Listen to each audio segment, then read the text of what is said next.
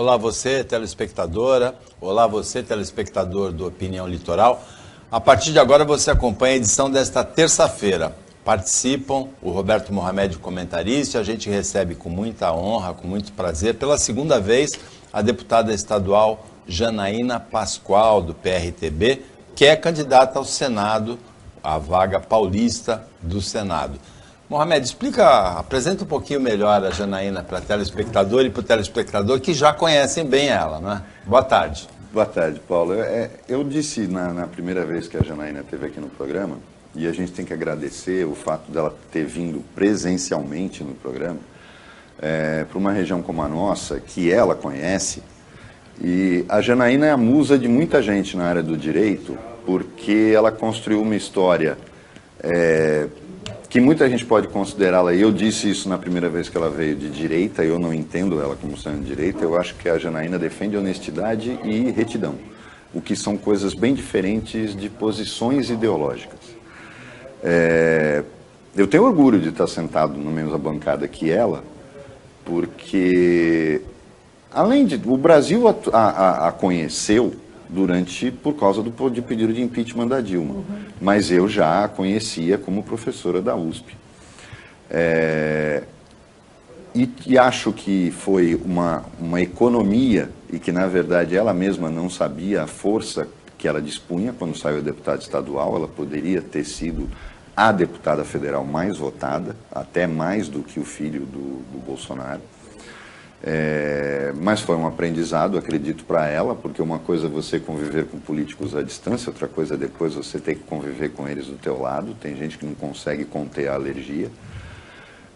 E ela aprendeu, e agora ela se lançou numa candidatura que é um ato de coragem, porque foi por um partido pequeno, sem fundo eleitoral, um partido, ela foi, dentro do segmento eleitoral dela, boicotada deliberadamente pelo candidato do grupo político a qual ela pertence, a governador, que lançou um outro candidato a senador para disputar com ela o mesmo eleitorado. Isso, para mim, é deliberadamente uma sabotagem à candidatura, porque tentaram convencê-la de todo custo a ser candidata a deputada federal, porque sabem que ela levava mais 8 ou 9 inúteis com ela, como ela fez como deputada estadual, e ela bateu o pé e manteve essa atitude que, na minha opinião, já começa a ser definida, pelo menos, como extremamente corajosa. Janaína, eu vou começar por aí. Muito obrigada. Você troca uma candidatura a deputada federal que certamente era para disputar o posto de mais votada da história, onde você também estaria num ambiente em que você automaticamente estaria no alto clero. Eu entendo que se chega numa Câmara Federal para ser alto clero por dois motivos: ou você faz parte do grupo dos corruptos e faz parte dos negociadores, ou então você obriga os caras a te ouvirem. E aí você vai automaticamente para o alto clero. Por uma candidatura ao Senado, absolutamente corajosa e feita por você mesma. Você não viaja com séquito de assessoria, você não tem equipe milionária nas redes sociais. Você continua acreditando que esse ato de coragem vai ficar além de marcar posição? Quer dizer, você está sentindo nas ruas que a possibilidade, mesmo com a distância entre você e o Márcio França, que é o primeiro colocado, que dá para retirar nesses 2 meses? Bom, primeiro eu queria agradecer o convite, queria agradecer as palavras. Da última vez que estive aqui, me senti muito acolhida, me senti muito bem, me senti em casa. Então, sempre que convidada, estarei aqui, né? Eu fico muito feliz de estar aqui. Amiga, é o seguinte, o que tem acontecido? As pessoas me param nas ruas e declaram voto a mim. E dizem meu número. Isso é uma coisa que está me intrigando. Porque, em regra, o candidato é que tem que abordar, né? E falar, olha, sou candidata, lembra meu número. As pessoas têm me parado, pessoas que eu não conheço. Olha, conta com o meu voto, e já fala de cara meu número. Então, eu sinto que tem um acolhimento dessa candidatura, uma receptividade. Então, chances há. Agora, eu tenho o pé bem no chão. Eu sei que é difícil, porque os meus concorrentes estão recebendo milhões do fundo eleitoral e eles ainda têm a cara de pau de fazer vaquinha.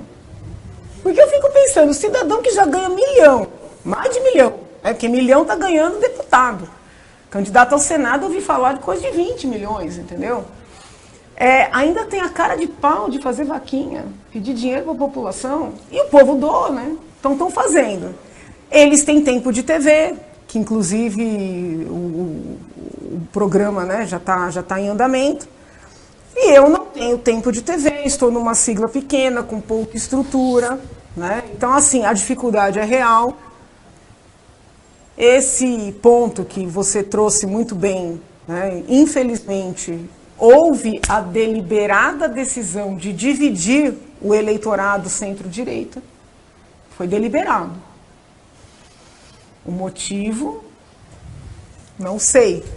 Eu intuo que é medo de eu chegar lá. Porque, veja bem, quando o presidente... Gente, eu vou ter que desagradar, não tem jeito.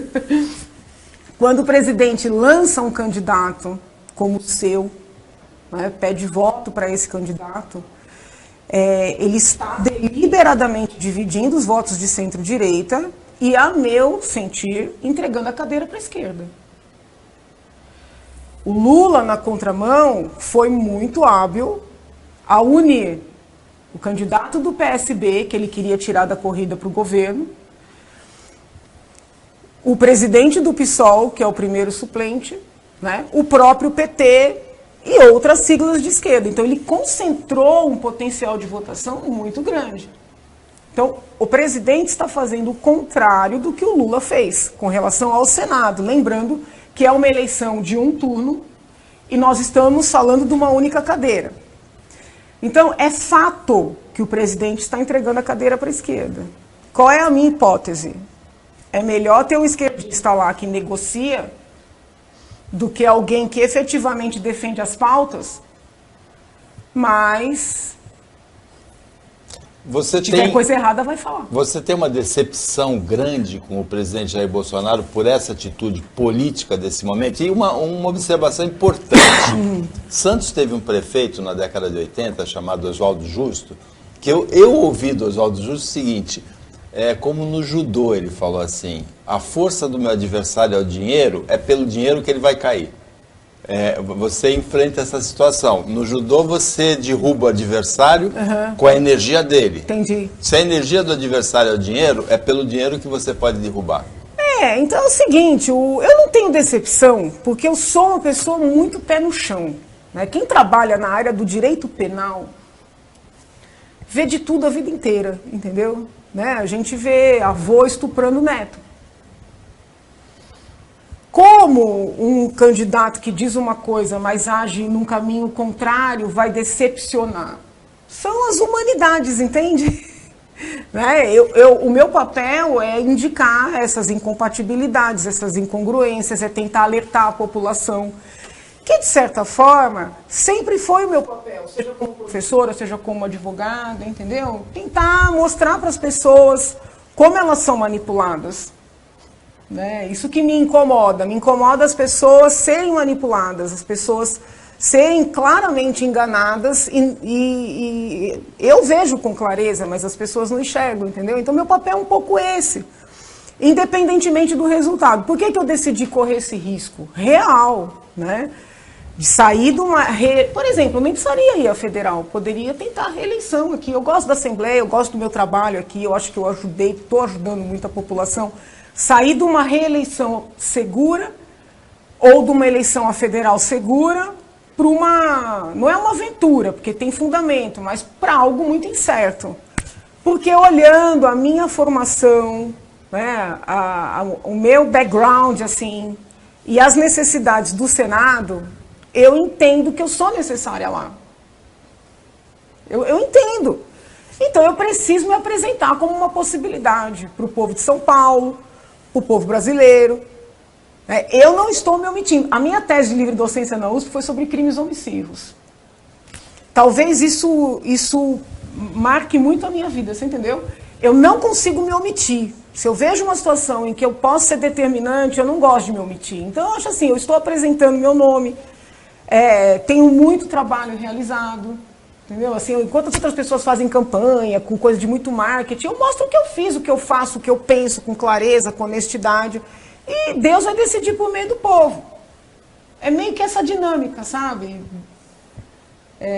Agora, é uma cabeça diferente, né? Porque a cabeça do político é uma cabeça de falar, ó, o que eu posso ter agora, qual que é meu plano a médio prazo. Eu tenho muita consciência da nossa finitude, da nossa transitoriedade. Então eu não fico fazendo plano, sabe, aquela coisa, puxando tapete de um, puxando tapete de outro, que a gente vê isso não é só na política, é na vida, né? É isso. Janaína, agora a gente trazendo a coisa pro...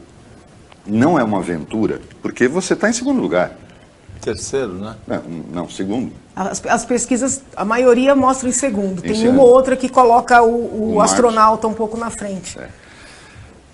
Inclusive colou, né? Ninguém chama pelo nome, fala de astronauta. Eu lembro do personagem do Maurício de Souza. Existe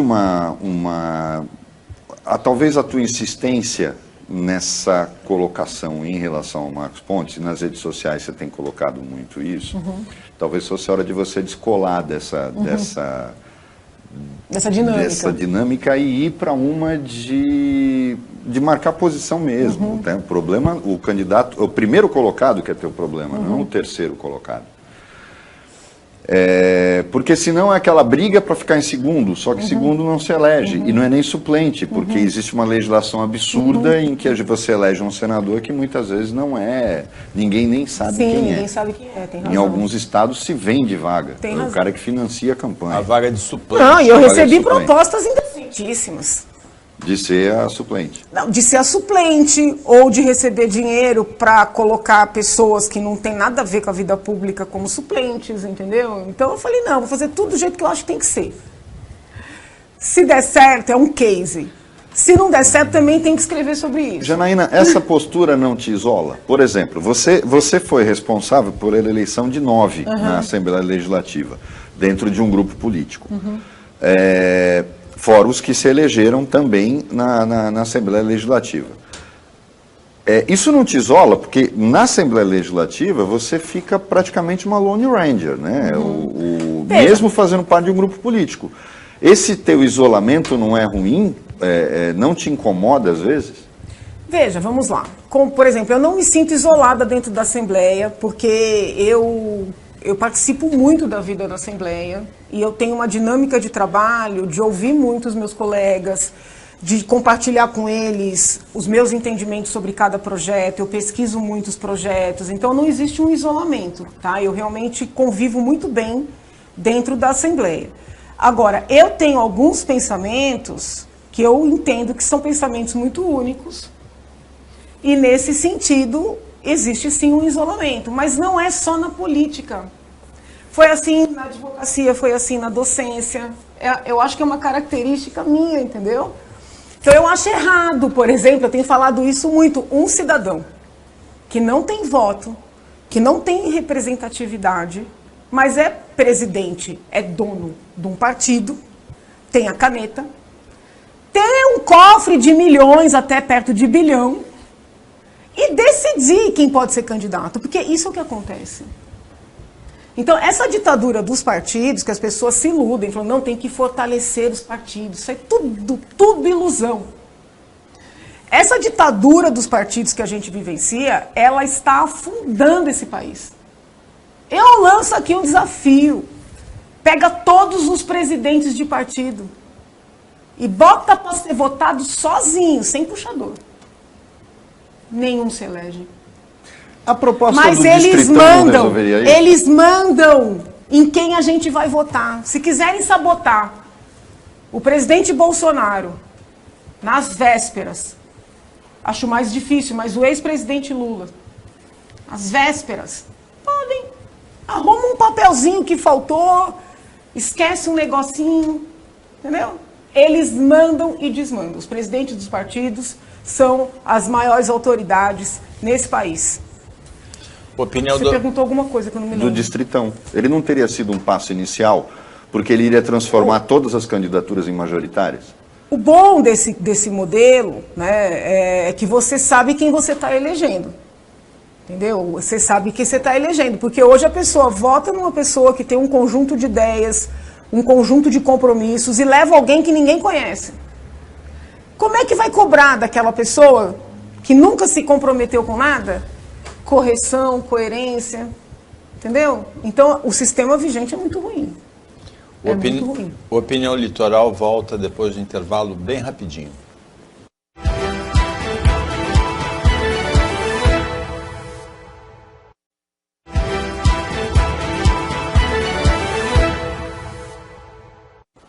Voltando com a Opinião Litoral, nesta terça-feira, Janaína Pascoal, candidata ao Senado pelo PRTB, e Roberto Mohamed. Janaína, a gente tem que trazer, eu vou trazer um pouco, até para as pessoas conhecerem o que você tem feito na Assembleia Legislativa, porque daqui a pouco já vão colocar uma plaquinha com o teu nome lá no púlpito, na hora no parlatório, porque eu tenho visto que você tem falado muito em determinadas coisas que... Quando a gente teve um candidato a deputado estadual aqui, que é do grupo do Tarcísio, ele me deu a entender que, na visão dele, até o Haddad seria melhor, mas que o problema todo, tanto da direita quanto da esquerda, é a manutenção do PSDB por mais 4 anos. Por conta de toda uma contaminação de Ministério Público, Procuradoria, que impede qualquer investigação das irregularidades em São Paulo, que virou terra de ninguém. Um dos exemplos é essa Enel, que cuida da distribuição de energia na Grande São Paulo, uma parte da Grande São Paulo e do litoral também, que é uma empresa que enfrenta problemas no Maranhão, enfrenta problemas em outros estados onde ela é distribuidora, ela é nitidamente corrupta, ela nitidamente não faz manutenção nos equipamentos porque colocou tudo no seguro e quer receber do seguro, mesmo que as pessoas fiquem um mês sem luz, como está acontecendo na periferia da Grande São Paulo, e o Estado não faz absolutamente nada. Você também tem denunciado as obras em rodovias e manutenção de rodovias, que lembra muito a Operação Tapa-Buraco do Lula no primeiro mandato dele, que foi considerada pelo PSDB, que na época era o contraponto do PT, como escandalosa. E estão fazendo a mesma coisa aqui em São Paulo. Esse esquema, hoje, poderia comparar-se ao PSDB virou um grande Maluf no estado de São Paulo? Olha, o que eu posso te dizer, por exemplo, com relação à Enel, né? Não existe a cobrança dos deveres. Por parte do governo, não existe a cobrança dos deveres da empresa, né? Tem uma discussão, por exemplo, que pode parecer uma discussão de município, com relação a enterrar os fios. Toda hora, fora a coisa feia que toda hora é um fio que cai, é uma situação, outro dia chicoteou uma criança. Então, assim, cadê a cobrança do governo das obrigações da empresa? Entendeu? Não tem, existe uma leniência. Que também eu vislumbro, né, eu tenho falado até que pode ser um modus operandi, com relação às obras nas rodovias. Tá? No ano passado, quando nós votamos o orçamento, veio um pedido de liberação de 4 bilhões a mais para obras nas rodovias. Vou dar alguns exemplos, a duplicação da Boi-Mirim na capital, morre gente toda hora no caminho ali para Ibiúna, entendeu? Recebi um vereador essa semana. Então, assim, tem muitas obras estruturais que precisam ser realizadas, e o governo apresentou que ia fazer todas. Pediu 4 bilhões a mais. Contra meu voto, a Assembleia liberou, tá?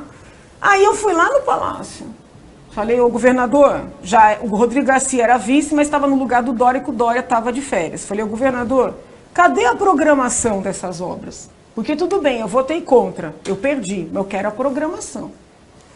Aí disse assim, Janaína, você tem que entender que agora a gente tem que contratar toda a parte jurídica, que são os contratos, os pareceres, para depois ir para a licitação.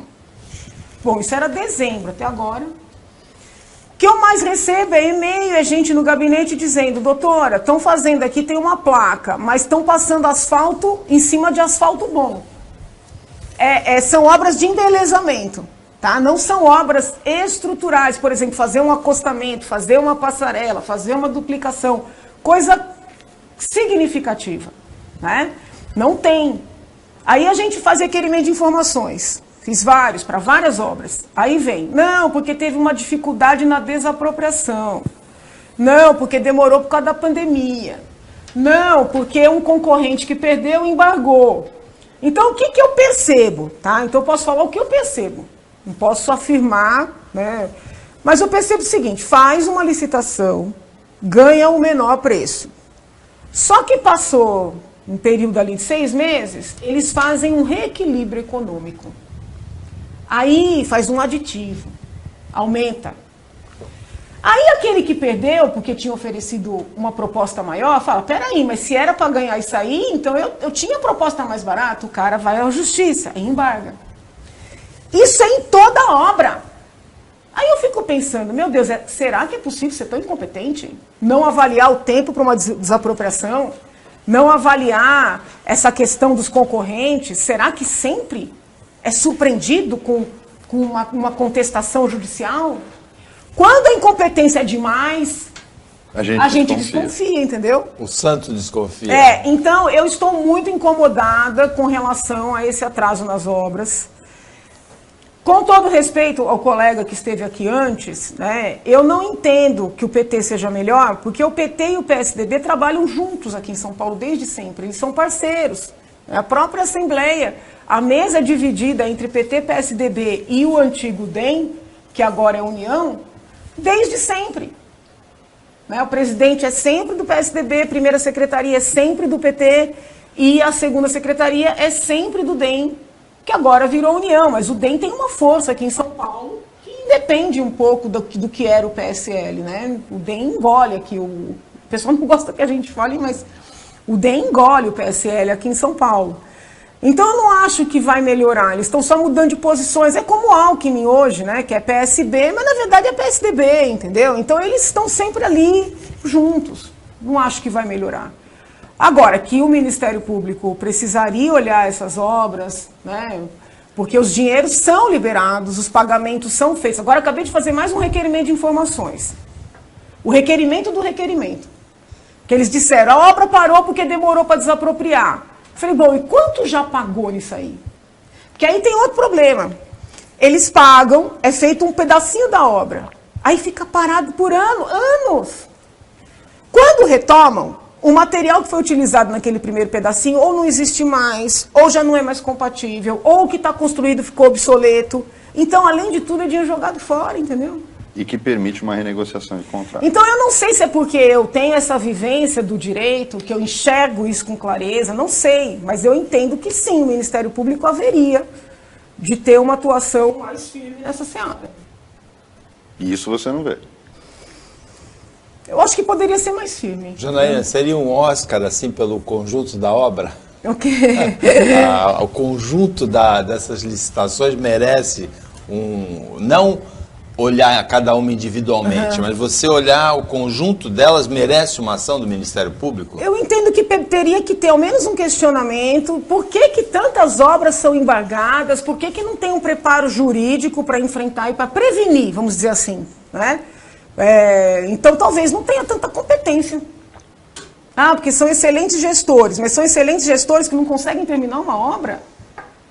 Né? Tem linhas de metrô paradas há anos, desde a Copa. A outra Copa, já vamos ter mais uma Copa. Janaína, você é uma educadora e a finalidade da sua estada aqui, né, da sua presença aqui hoje, é a telespectadora, o telespectador da TV Cultura Litoral conhecer melhor você, né?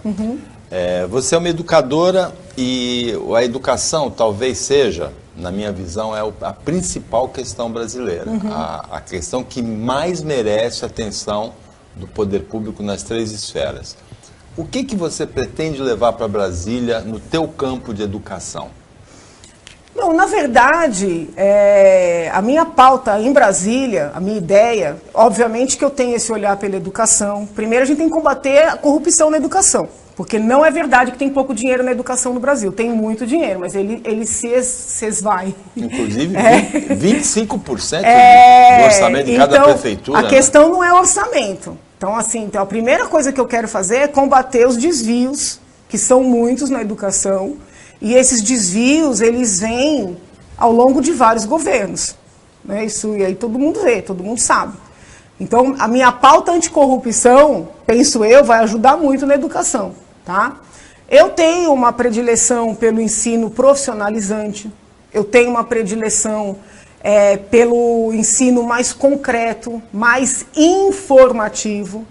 Reconheço que a escola tem um papel de formação, mas a ideia de fazer um bom cidadão, ela se sobrepôs muito à ideia de passar informações. Né? Hoje, até nas universidades, o sujeito não estuda as leis, não estuda os princípios, todo mundo fica debatendo. E isso vem desde pequenininho até o final. Então, eu defendo um ensino mais informativo, tá? Um ensino de conteúdo mesmo. Eu sei que é visto como ultrapassado, mas eu defendo. Mas a minha pauta, por que eu estou concorrendo ao Senado? Porque eu poderia trabalhar a educação na Câmara, eu poderia trabalhar a saúde na Câmara. Eu estou concorrendo ao Senado porque é o Senado que segura os ímpetos do Supremo Tribunal Federal. Então, a minha pauta é divisão de poderes, é respeito entre os poderes, é não permitir intervenções abusivas para mais ou para menos. É ter alguém dentro do Senado que compreenda as decisões do Supremo sem precisar se socorrer de um assessor, que tenha a capacidade de ler os acórdãos na íntegra, que possa subir na tribuna e dizer, olha, isso aqui não tem respaldo. Né? Eu sinto que falta esse ser dentro do Supremo Tribunal Federal. Eu sinto que falta esse ser. Por isso é que eu decidi enfrentar. Entendeu? Porque pela educação, pela saúde, que são pautas importantíssimas, a própria segurança pública, eu poderia continuar trabalhando por elas, como venho trabalhando na Assembleia, na Câmara Federal. Agora, o papel de obrigar a separação dos poderes, de retomar o papel de cada poder, isso aí é o Senado que tem que fazer. E não faz. Vide o absurdo do senador Randolph fugir de debater as questões na casa para a qual ele foi eleito. Até caiu o telefone aqui, que eu fico com tanta raiva. Na casa para a qual ele foi eleito. E ele atravessa a rua para ir lá no Supremo, dia sim, dia também, para que o Supremo decida tudo. Então, para que esse ser humano foi eleito? E tem nenhum senador que fale, você está desmerecendo a casa.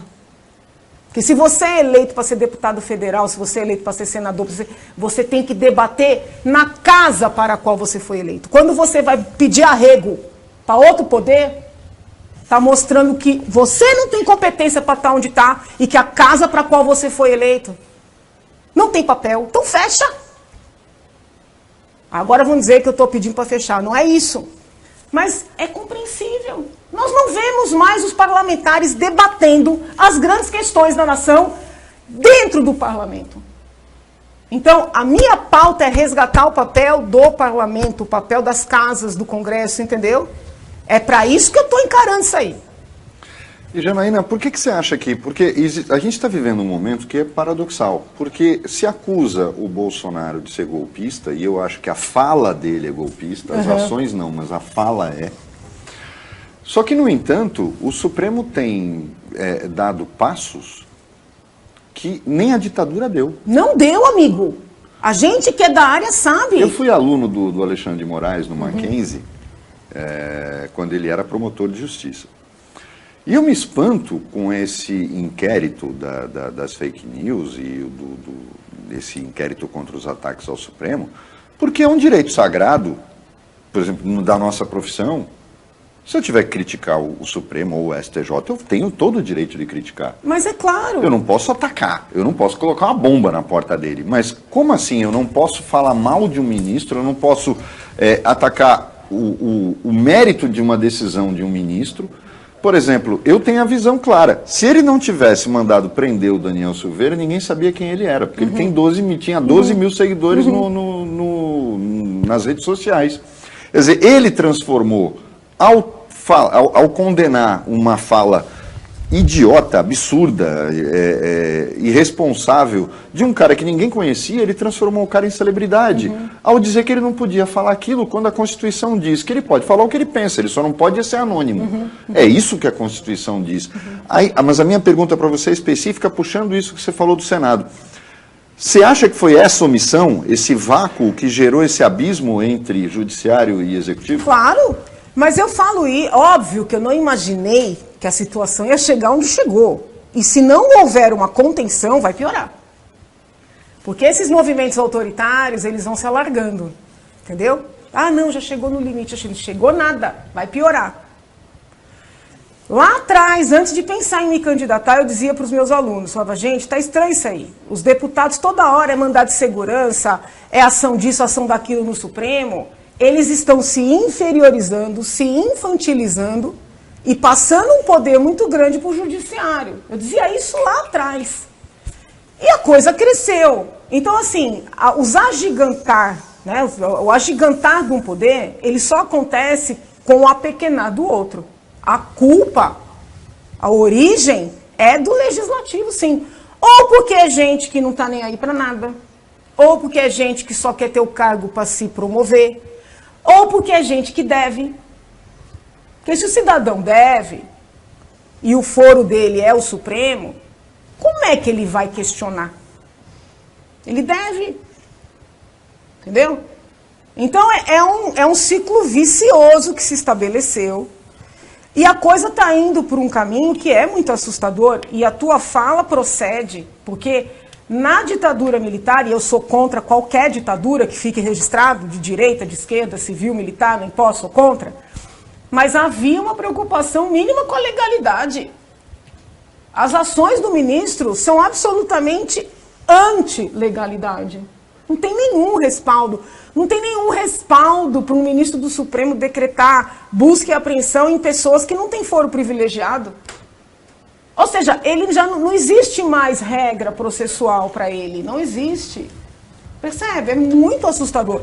Ao mesmo tempo que eles anularam a Lava Jato toda, mataram a Lava Jato, alegando que um juiz de Curitiba não poderia ter tomado medidas com relação a cidadãos aqui de São Paulo, eles estão, na verdade, criando uma super jurisdição penal. Porque, assim, o papel do Supremo, como corte constitucional, é de fazer o controle da constitucionalidade. Né? Residualmente, tem um papel penal, que, inclusive, é algo muito típico do Brasil. Outras cortes constitucionais não têm. Mas para algumas autoridades, o que o ministro Alexandre está fazendo, por autorização do ministro Toffoli, quando era o presidente, que o escolheu como relator do inquérito das fake news, é criar uma super jurisdição penal, onde eles podem tudo, no lugar que eles entenderem, contra quem eles entenderem. Não tem mais regra territorial, não tem mais regra pessoal, nada. Então, alguém dentro do Senado precisa se levantar contra isso. Como não tem ninguém, eu estou me voluntariando. Opinião 2.0 volta depois de intervalo.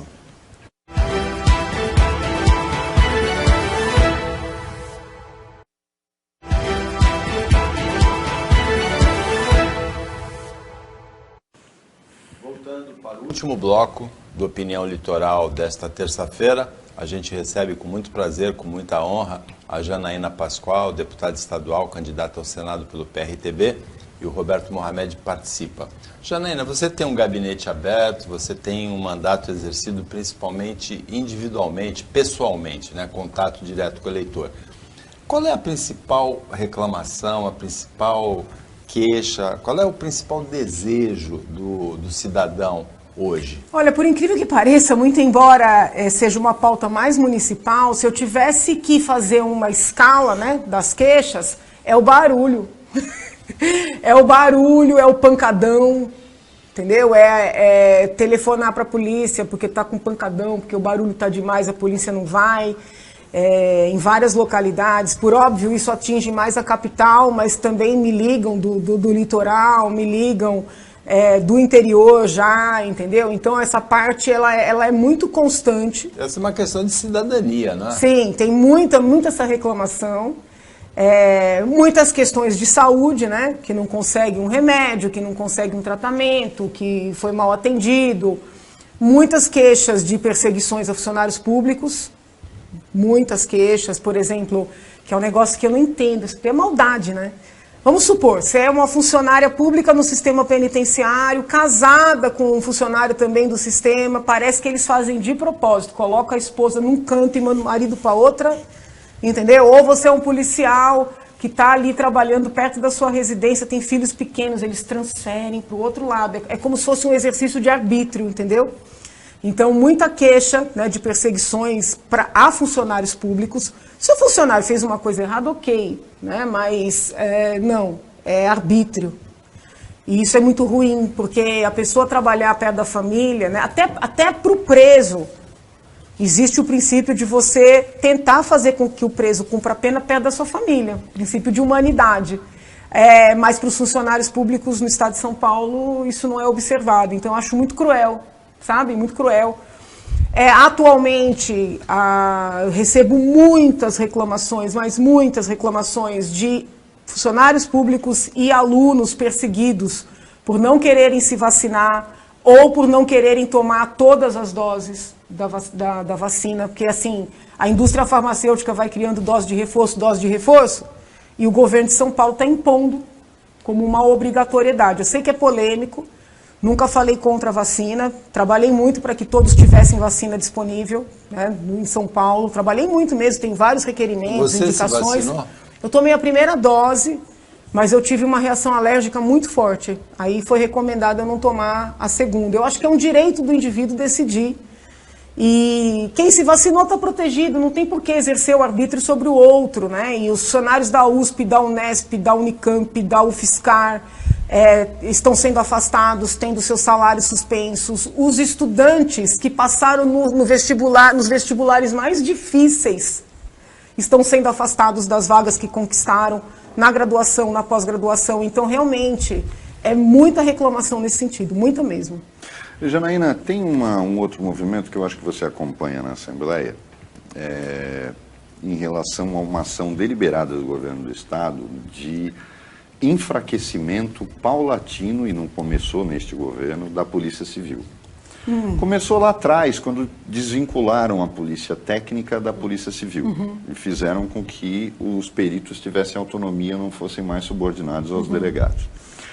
Depois não faz concurso, deixa ela completamente desaparelhada, não faz manutenção de distritos, não investe na informatização e, pelo contrário, começa a fortalecer a Polícia Militar numa discrepância assim absurda entre o investimento de uma e outra.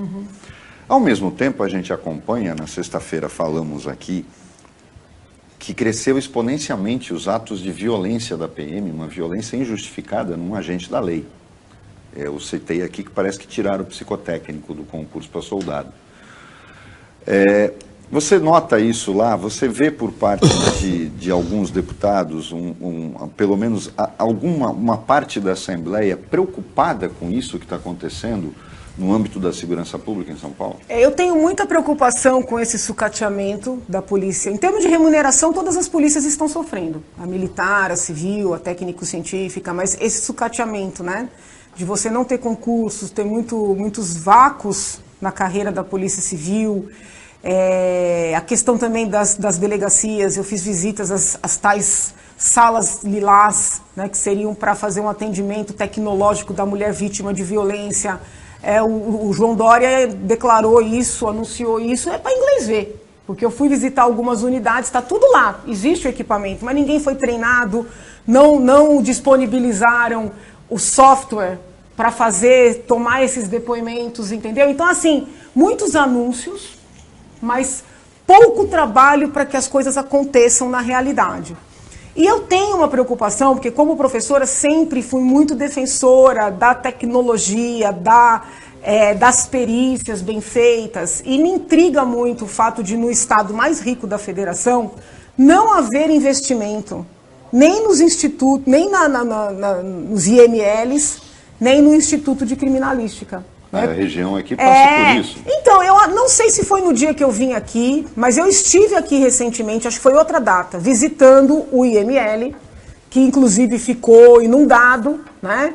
Daí eu fui visitar o novo prédio onde vão instalar o novo IML junto com o IC, que aqui vou ter que falar, nem estava na minha cabeça dizer isso aí, mas é um negócio estranho.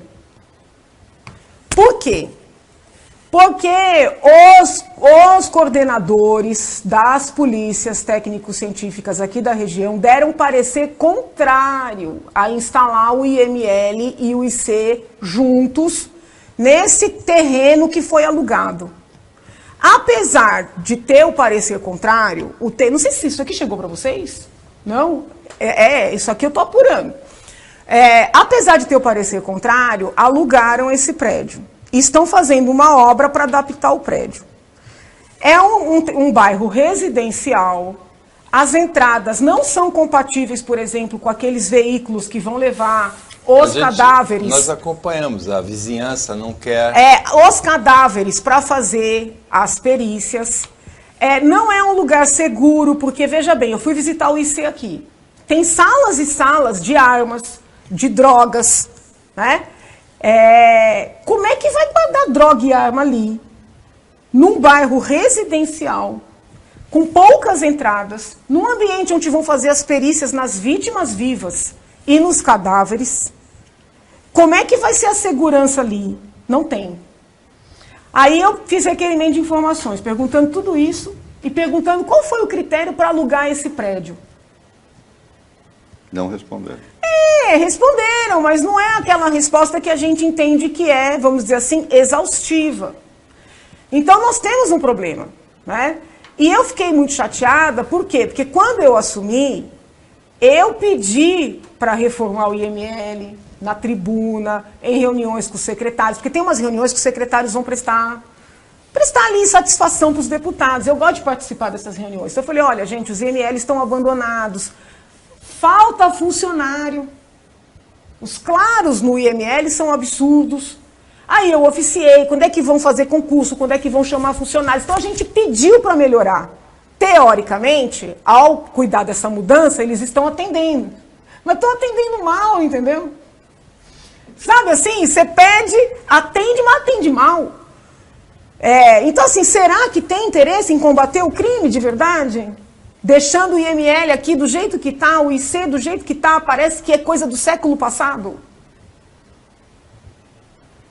Janaína, você é mulher, a gente acompanha no país uma escalada da violência contra a mulher, de feminicídios. Do teu lado na Assembleia teve o caso do Fernando Cury com a Isa Pena, teve a cassação do Arthur Duval. Como é que você vê isso? Olha, existe esse ambiente machista até dentro da Assembleia, de violência, ou são casos isolados? Olha, eu vou dizer, são casos isolados. Meus colegas me respeitam muito, não tenho queixa nesse sentido. O que eu estou sentindo muito, isso já vem, né, da época do impeachment, é uma agressividade nas redes que vem afastando as pessoas em geral, em especial as mulheres, porque a agressividade nas redes contra as mulheres, ela é maior. Tá? Então, por exemplo, na época do impeachment, que eu desagradei muito a esquerda, eu sofria muita violência verbal nas redes e por cartas escritas, porque é interessante que eu recebia muita coisa escrita, de natureza sexual, tá? Ameaça de estupro, sabe? Assim, quando eu digo natureza sexual, não é ameaça mesmo, né? Agora que eu desagrado muito também a direita, né, por não ser assim uma puxa-saco do presidente, qualquer coisa que eu fale, apesar das pautas que eu defendo serem pautas próximas, deputados vêm, vereadores ligados ao presidente, porque é louca, e aí assim é bem pesado, né? Até curiosamente, essa semana uma delegada que cuida de crimes de ódio, me mandou a lei, né, da violência política contra a mulher. Porque realmente a perseguição que eu venho sofrendo, ela poderia caracterizar. Estou falando agora como professora de direito. Ela poderia caracterizar, porque eu não posso fazer uma postagem que vem 10 parlamentares, entendeu, de direita, então sou atacada pela esquerda e pela direita, mas neste momento mais pela direita, para não viabilizar sequer que eu me manifeste, tá? Às vezes eu penso, será que eu deveria tomar providências, até como uma maneira de proteger outras mulheres? Mas eu decidi na minha vida canalizar a minha energia para coisas positivas, entendeu? Então, assim, eu prefiro pensar que o mal está no outro, né? Se o outro não consegue conviver com uma mulher forte, com uma mulher de opinião, ele é um complexado, entendeu? Então, deixa lá. Mas, Janaína, o tempo passa e parece que a gente volta para trás. Por que você acha, na verdade, está aumentando essa questão de violência contra a mulher ou porque agora estão denunciando? Você acha que, na verdade, ela não aumentou, ela simplesmente é mais denunciada? Eu acho assim, vamos lá, vamos dividir, né? Tem a violência doméstica, a violência física, os estupros, o feminicídio, talvez tenha mais visibilidade, tá? Mas a violência política, eu posso afirmar que está aumentando. Por quê? Porque mais mulheres Porque mais mulheres estão ousando. Então, por exemplo, eles admitem que eu me candidate a deputada, que é um cargo proporcional. Mas como assim candidatar a um cargo majoritário? Sem ser a pedido de um homem. Porque os homens, às vezes, convocam mulheres para serem candidatas.